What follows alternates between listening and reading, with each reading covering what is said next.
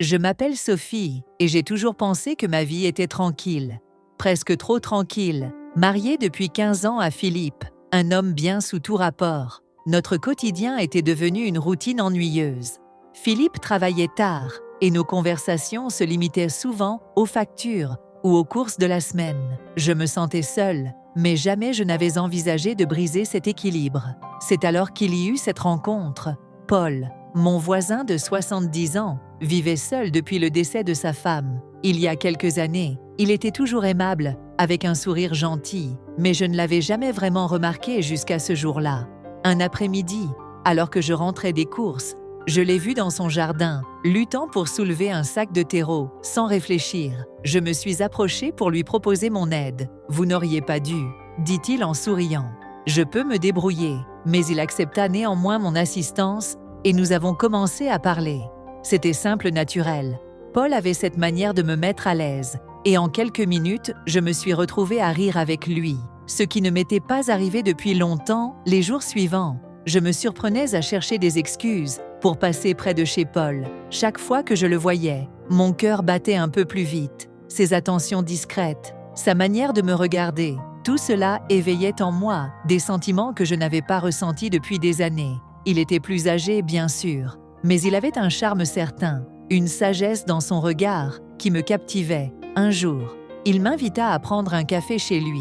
J'hésitais, consciente que quelque chose changeait entre nous, mais j'acceptais. Nous avons passé des heures à parler de tout et de rien, et je me suis ouverte à lui d'une manière que je n'avais jamais fait avec personne.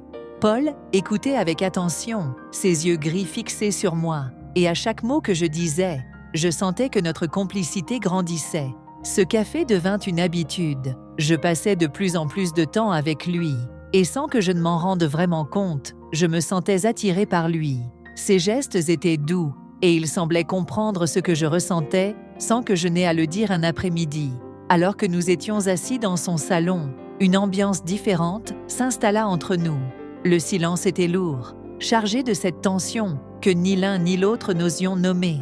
Puis il s'approcha de moi lentement et posa sa main sur la mienne. « Si tu aimes le récit, laisse un like et abonne-toi à la chaîne. »« Merci Sophie », murmura-t-il, sa voix tremblante d'émotion. « Je pense à toi sans cesse. » Je restais figée, incapable de bouger, mon cœur battant à tout rompre. Je savais que ce moment changerait tout.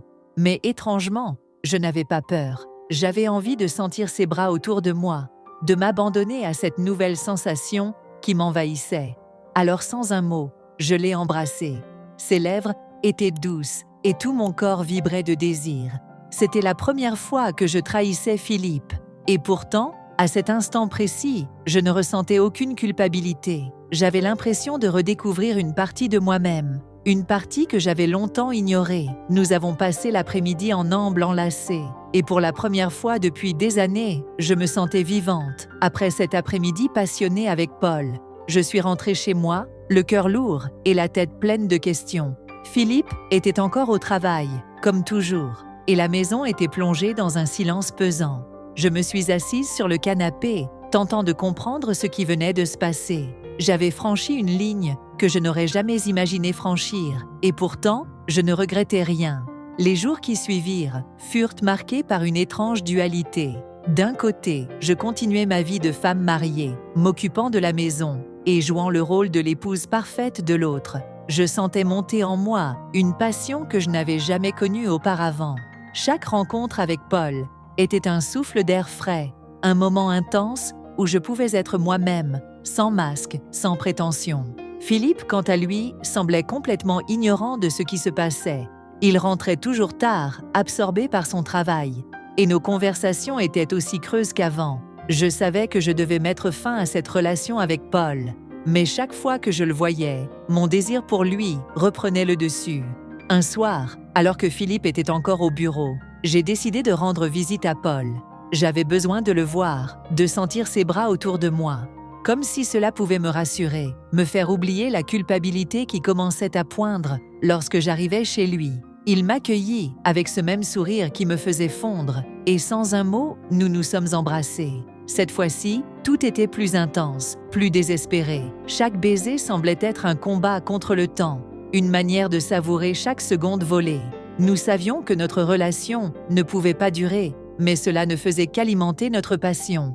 Nous avons fait l'amour sans retenue, comme si c'était la dernière fois. En rentrant chez moi, je me sentais à la fois comblée et brisée. Je savais que ce que je faisais était mal, mais j'étais incapable de m'arrêter. Paul représentait tout ce qui manquait dans ma vie. À l'excitation, l'attention, la tendresse avec lui. Je me sentais vue, désirée, et c'était quelque chose que Philippe ne me donnait plus depuis longtemps.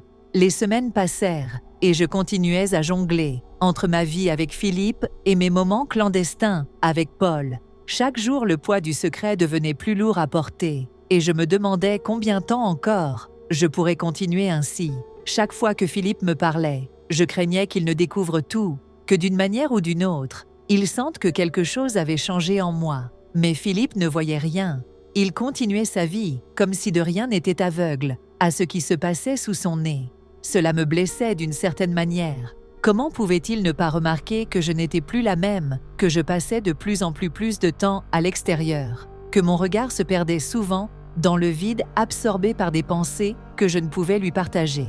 Paul, de son côté, semblait de plus en plus préoccupé. « Sophie, nous devons être prudents », me disait-il souvent. « Si quelqu'un découvre ce qui se passe, tout pourrait s'effondrer. » Et ses paroles étaient pleines de sagesse. Mais je ne pouvais m'empêcher de vouloir plus de temps avec lui, plus de moments volés à la réalité.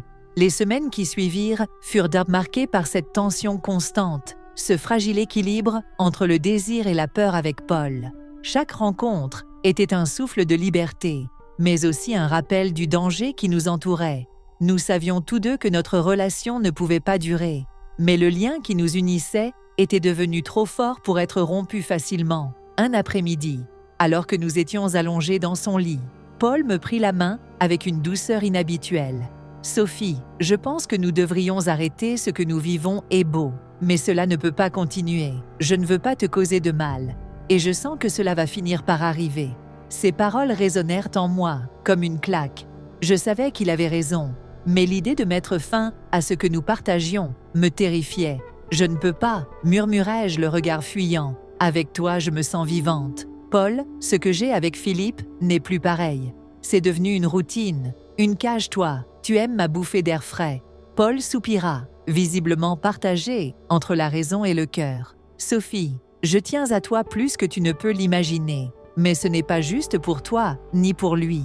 Nous devons réfléchir à ce que nous faisons. » Et je restais silencieuse, les larmes aux yeux.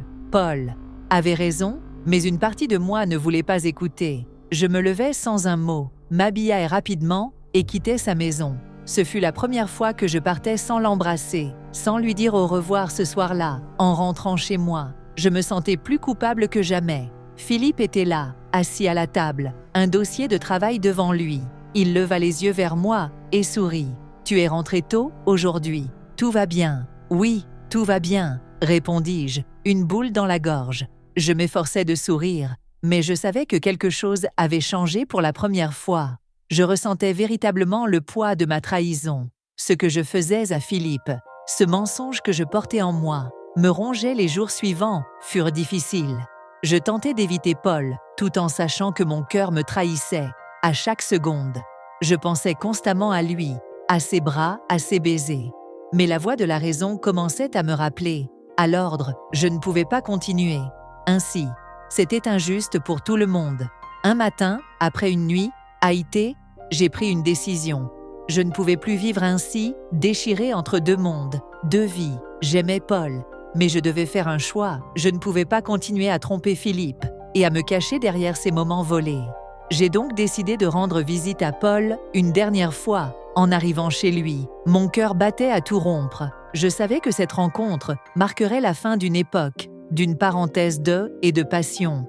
Paul m'accueillit avec son sourire habituel, mais je pouvais voir dans ses yeux qu'il savait déjà ce que j'allais dire. Nous nous sommes assis, et sans préambule, j'ai pris la parole. « Paul, je t'aime, mais je ne peux plus continuer.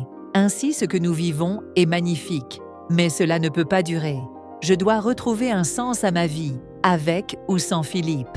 Et pour cela, je dois être honnête avec lui et avec moi-même. » Paul hocha la tête, visiblement ému. « Je comprends, Sophie.